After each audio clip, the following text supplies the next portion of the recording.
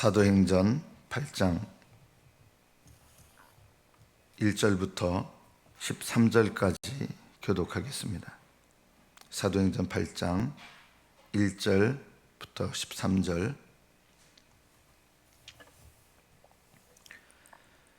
그날에 예루살렘에 있는 교회에 큰 박해가 있어 사도 외에는 다 유대와 사마리아와 모든 땅으로 흩어지니라.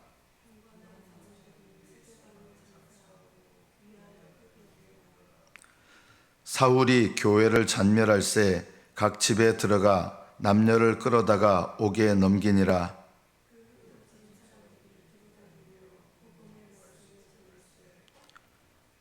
빌립이 사마리아 성에 내려가 그리스도를 백성에게 전파하니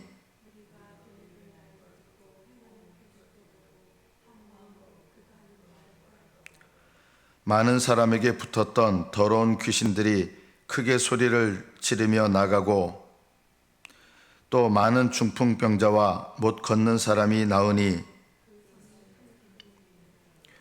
그 성에 시몬이라는 사람이 전부터 있어 마술을 행하여 사마리아 백성을 놀라게 하며 자칭 큰 자라 하니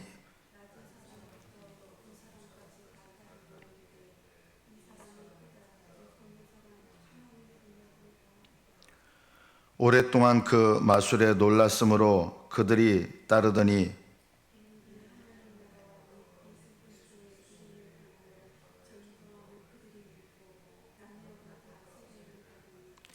시몬도 믿고 세례를 받은 후에 전심으로 빌립을 따라다니며 그 나타나는 표적과 큰 능력을 보고 놀라니라. 여기까지 받들어 읽겠습니다.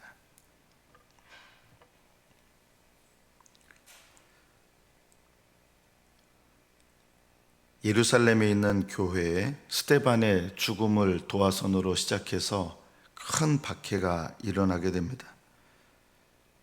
이 큰 박해는 그냥 견뎌내는 수준의 박해가 아닌 것이죠. 수많은 사람들이 죽었습니다. 고문을 당하고 이 사건이 오순절 성령을 받은 다음에 얼마 있지 않아서 일어난 사건입니다.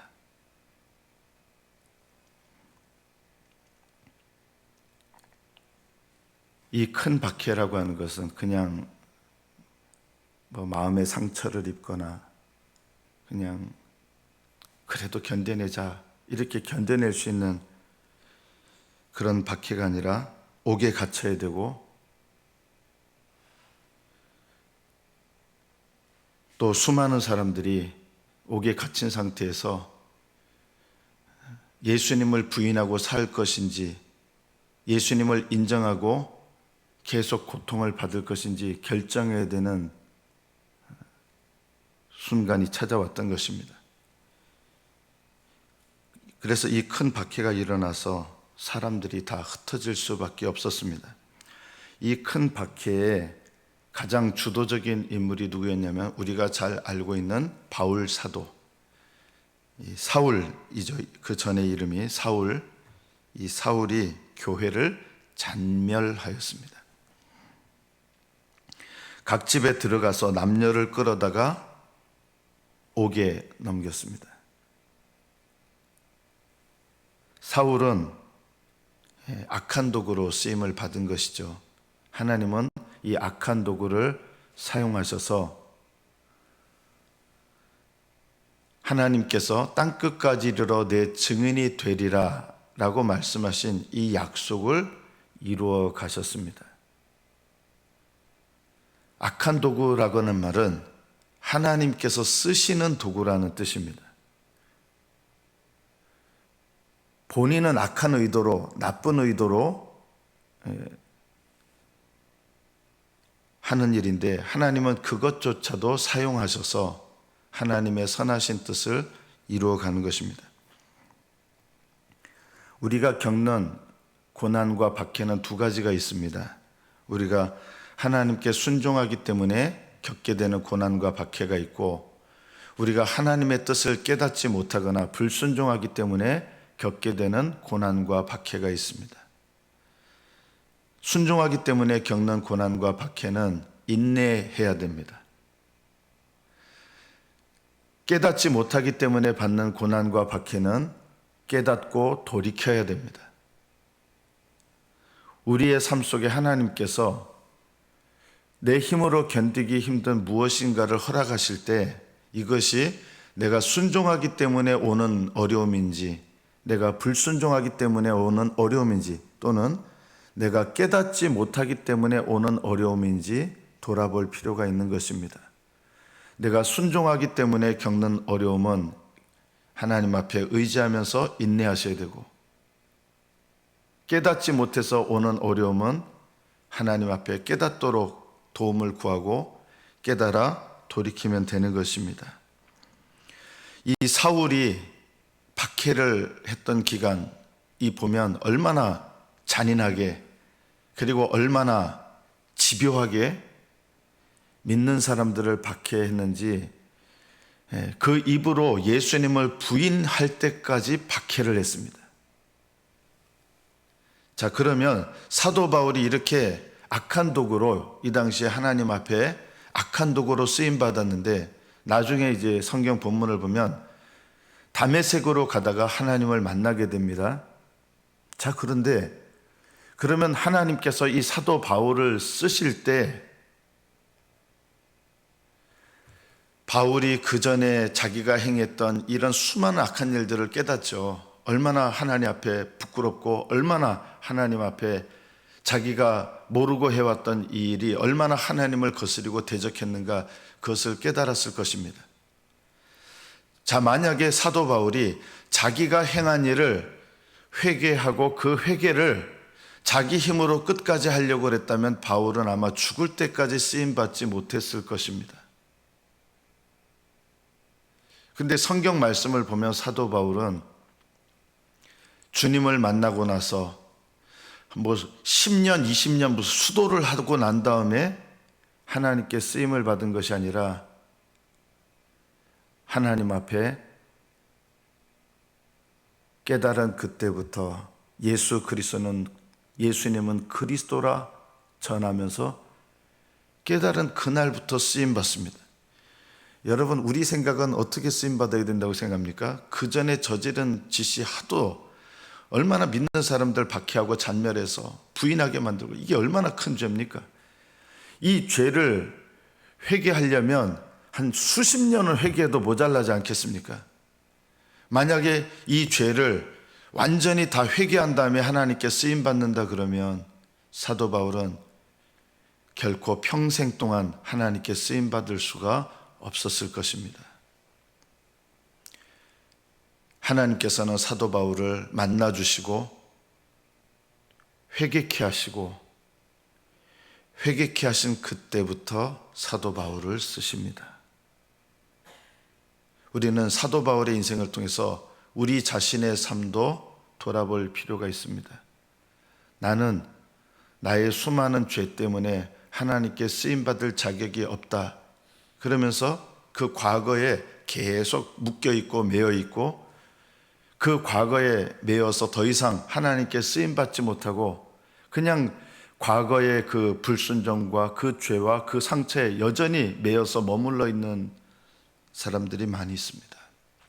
어쩌면 우리 각 사람도 그런 모습일지 모릅니다. 하나님은 우리를 어떻게 쓰시느냐? 깨닫고 돌이키는 거기서부터 우리를 다시 쓰십니다. 그럼 과거의 일에 대해서는 그냥 싹 닫는 것처럼 없어지느냐? 사도 바울은 하나님께 쓰임받은, 돌이킨 다음에 그때부터 쓰임받지만 항상 기억하게 하신 것이 있습니다. 사도 바울은 하나님 앞에 자기가 어떤 사람이었는지 그것을 늘 기억하며, 하나님께서 사도 바울을 통해서 얼마나 많은 일들을 하셨음에도 불구하고 자기는 이 일들에 대해서 내가 한 것이 아니요 하나님이 한 것입니다. 자랑하지 않습니다. 결코 교만하지 않습니다. 그럼에도 불구하고 사도 바울은 하나님의 성령의 쓰임을 받게 됩니다. 하나님께서 사도 바울의 삶을 통해서 우리에게도 동일하게 말씀하십니다. 우리는 내 과거의 허물과 죄들, 넘어짐들, 하나님을 거역했던 수많은 순간들이 분명히 있습니다. 그 일들을 우리는 물론 잊어버려서는 안 됩니다. 그렇다고 그 일들에 여전히 매여 있는 것도 하나님께서 기뻐하시는 일이 아닙니다. 하나님께 내가 깨닫고 돌이키면 하나님은 거기서부터 나를 새롭게 하십니다. 그러나 우리가 기억해야 될 것은 내가 하나님 앞에 과거에 범했던 그 죄에 대해서 용서받은 은혜를 알면서, 그리고 또 하나 기억해야 될 것은 뭐냐면 그 일들로 인하여 내가 하나님 앞에 나는 자랑할 것이 없는 인생이다. 아무것도 내 자신을 드러낼 것이 없는 인생이다. 사도 바울처럼 그렇게 하나님께 온전히 자신의 삶을 헌신하지만 내가 아니요 하나님의 은혜입니다. 이것이 하나님께서 사도 바울의 삶을 통해서 우리에게 말씀하시는 것입니다. 오늘 찬송을 보면 구원으로 인도하는 분은 참 좁습니다. 왜 좁을까요? 이 구원의 문을 잘 발견하지를 못합니다. 우리가 왜 잘 발견하지를 못하냐면 어떤 사람들은 그냥 용서받았다고 그냥 그 다음부터 또 내 맘대로 살아서 발견을 못합니다. 어떤 사람들은 하나님께서 용서하시고 물론 기억하길 원하십니다. 그런데 용서하셨는데도 불구하고 여전히 그 죄를 벗어나지 못하고 계속 그 죄의 발목을 잡혀서 벗어나지를 못하고 있습니다. 그래서 이 문이 발견이 되지 않는 것입니다. 힘들어서 발견을 못하는 게 아니라 너무나 정말 기준이 높아서 발견하지 못하는 것이 아니라 하나님을 의지하는 방법, 하나님께 나아가는 방법, 하나님께 쓰임받는 방법을 깨닫지 못하기 때문에 보이지를 않는 것입니다.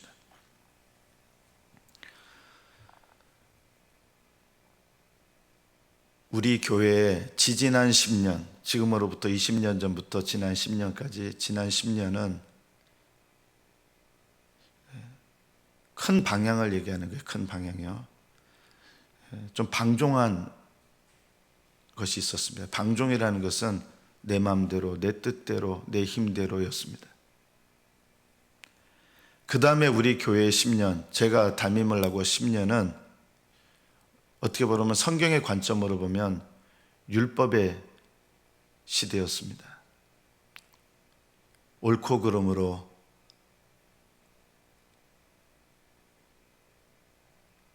서로 보고 비판하고 판단하고, 그래서 방종과 옳고 그름이 끊임없이 다툼을 하는 그런 시기였습니다. 하나님께서 원하시는 것은 방종도 아니요 옳고 그름도 아니요 하나님의 성령 안에서 겸손히 성령님을 따라가는 것을 원하십니다. 우리 교회는 많은 상처와 가시들이 분명히 있습니다. 하나님 앞에 분명히 회개해야 될 것이 많이 있습니다. 이것을 다 해결하고서 하나님 앞에 쓰임받는다 그러면 아마 몇십 년이 지나가도 우리 교회는 하나님 앞에 쓰임받지 못할 것입니다. 그러나 하나님께서는 그렇게 쓰지 않으십니다. 과거의 상처와 가시에 발목이 붙들려서 여전히 거기에 머물러서 그 상처를 여전히 상처만 돌아보고 상처만 바라보고 상처를 치유하고, 만약에 그것만 한다 그러면 끊임없이 그 일에 매달릴 수밖에 없을 것입니다. 그럼 올바른 길은 무엇입니까? 우리 교회가 나가야 될 하나님의 길, 하나님께서 인도하시는 길이 좁은 길이에요. 우리에게 잘 안 보이는 좁은 길. 이 좁은 길이 무엇입니까? 우리 모두가 이제 하나님 앞에 깨닫고 배워야 될 것이 있습니다. 그것은 바로 우리를 인도하시는 성령님을 따라가는 것입니다. 사도 바울은 수많은 자기의 악한 도구로 쓰임받았던 자신의 그 죄에 매달리고 붙들려 있는 것이 아니라 그것을 기억하고 또 용서받음을 알면서 거기에서 묶여 있는 것이 아니라 성령께서 인도하시는 자신의 삶으로 하나님께 삶을 헌신하게 됩니다. 이것이 우리에게 필요한 것입니다. 내 힘으로 하는 것, 그리고 하나님의 성령을 무시하는 것, 이 둘 다 하나님께서 인도하시는 방법은 아닙니다. 하나님의 성령께서는 우리 교회를 이끌어가기를 원하십니다. 그것의 첫 시작이 무엇이냐? 하나님 앞에 겸손히 나아가는 것입니다. 회개하는 마음으로 나아가는 것입니다. 그러면 하나님께서 우리를 씻으시고 우리를 인도하실 것입니다. 하나님께서 우리 교회를 이끌어 가시고 우리 교회의 주인이 되셔서 하나님의 성령 안에서 우리 교회와 여러분 각 사람의 삶을 인도하실 것입니다. 내 생각을 내려놓고 심지어 하나님 앞에 내 과거에 붙들려 있는 것도 내려놓고 여전히 내 상처와 가시만을 바라보면서 우리가 거기에 매달려 있는 것도 또한 회개하지 않는 것입니다. 회개는 하나님께 나아가는 것이 회개입니다. 내 상처를 바라보면서 탄식하며 그 상처 때문에 그냥 계속 고통받는 것이 회개가 아니라 오히려 그것을 가지고 하나님 앞에 나아가는 것이 회개입니다. 회개는 돌이켜 하나님께 나아가는 것입니다. 십자가는 우리를 치료합니다. 성령님은 우리를 새롭게 하시고 인도하십니다. 망가진 내 삶도 성령님께서 돌이키게 하시고 이끌어 가십니다. 상처를 다 치유한 다음에 나를 이끌어 가시는 것이 아니라 그 상처를 가지고 있어도 주님께 돌이켜 나아갈 때 주님은 우리를 이끌어 가시고 여전히 우리에게 그 상처의 자국과 수많은 흉터들이 있음에도 불구하고 하나님은 주님을 따르는 우리들을 인도하셔서 성령의 이끄심 가운데 나아가게 하실 것입니다. 우리는 쓰임받을 수 있습니다. 내 인생을 돌아보고 내 과거를 돌아보면 하나님 앞에 쓰임받을 수 없는 인생입니다. 사도 바울도 더더욱 그랬습니다. 과거에 자기가 한 일을 돌아보면 하나님께 결코 쓰임받을 수 없는 악한 도구였습니다. 하나님께서 이 악한 도구를 수십 년에 걸쳐서 다 깨끗하게 하신 다음에 사도 바울을 이끌어 가신 것이 아니라 그 악한 도구로 살아왔던 자신의 삶을 하나님 앞에 깨닫고 십자가와 하나님의 성령의 인도하심을 따라 성령님을 따라 나아갈 때 사도 바울은 하나님께 쓰임받았고 쓰임받으면 쓰임받을수록 겸손해졌습니다. 쓰임받으면 쓰임받을수록 더 낮아졌습니다. 쓰임받으면 쓰임받을수록 더 자기를 부인했습니다. 그래서 사도 바울은 날마다 하나님께 이렇게 능력으로 쓰임받음에도 불구하고 이렇게 고백을 합니다. 그리스도 안에서 나의 자랑을 두고 내가 담대히 말합니다. 나의 자랑은 이것입니다. 나는 날마다 죽습니다. 사도 바울은 그리스도와 함께 십자가에 못 박힌 자기를 깨닫습니다. 언제 깨달았을까요? 처음에 깨달았습니다. 그리고 그 깨닫는 마음이 사도 바울의 삶을 날마다 그리스도 안에서 죽게 하시고 또한 날마다 그리스도 안에서 살게 하셔서 부활의 능력으로 살아가게 하셨습니다. 오늘 9절 말씀해 보면 마술사 시몬이라고 하는 사람이 있습니다. 이 시몬이라는 사람은 어떻게 보면 여러분 대단하지 않습니까? 마술사였어요. 가장 사람들을 그냥 우리가 아는 가짜다라고 하는 그런 마술이 아니라 사람들을 현혹하는 사기적인 마술을 행했습니다. 놀라운 능력도 나타났습니다. 크다 일컫는 하나님의 능력이라 이렇게 사람들이 말할 정도로 센세이션을 일으켰던 이 마술사 시몬이 빌립 집사의 전도를 듣고 예수님을 믿게 됩니다. 대단해 보이지 않습니까? 여러분, 만약 이런 사건이 일어났다 그러면 아마 대석특필됐을 것입니다. 마술사였던, 사람들을 현혹했던 이 대마술사가 예수님을 믿고 예수님을 영접했다. 센세이션이 일어날 만한 그런 사건이었습니다. 그러나 이 마술사 시몬은 믿고 세례를 받고 이 빌립 집사를 전심으로 따라다니고 하나님의 능력에 놀랐습니다. 그러나 이 마술사 시몬은 회개의 역사가 일어나지 않았습니다. 진정으로 자기의 죄를 깨닫고 하나님께로 겸손히 돌이키는 이 회개의 역사가 없었습니다. 사람들 보기에는 이런 사람이 예수님을 믿었다. 요즘도 만약에 예를 들어서 나훈아 씨 같은 사람이 예수님을 만약 영접했다고 해보십시오. 믿는지 안 믿는지 잘 모르겠지만 얼마나 또 대특필겠습니까? 이런 일이었습니다. 그러나 이 마술사 시몬은, 사도 바울은 가장 악한 도구로 쓰임받았지만 깨닫고 회개했습니다. 그때부터 하나님은 그의 삶을 주관하셔서 성령께서 인도하시는 인생이 됐습니다. 그러나 마술사 시몬은 예수님을 믿고 세례도 받고 빌립 집사를 따라다니면서 어떻게 보면 굉장히 탁월한 신앙을 나타낸 것 같지만 마술사 시몬은 깨닫고 회개하는 것이 없었습니다.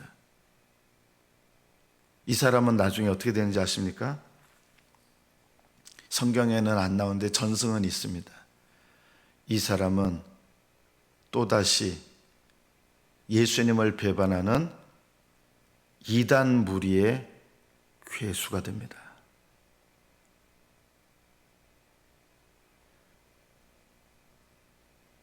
이 사람에게 얘기합니다. 당신의 마음은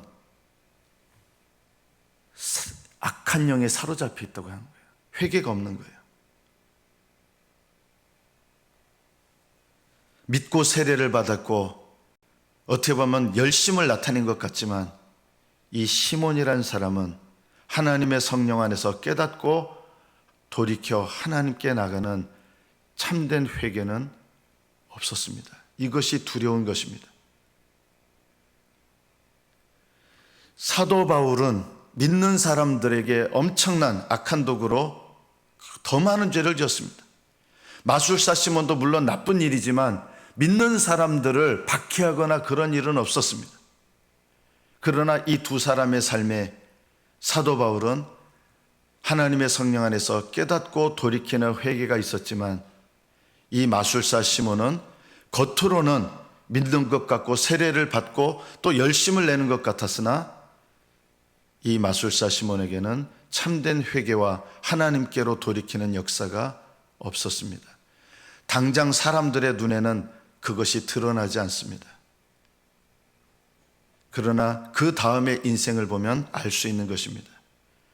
내가 그리스도와 함께 십자가에 못 박혔다. 이것을 진정으로 믿고 깨닫는 사람은 그 다음의 삶을 보면 알 수 있습니다. 나는 날마다 죽노라. 이 삶이 계속해서 일어납니다.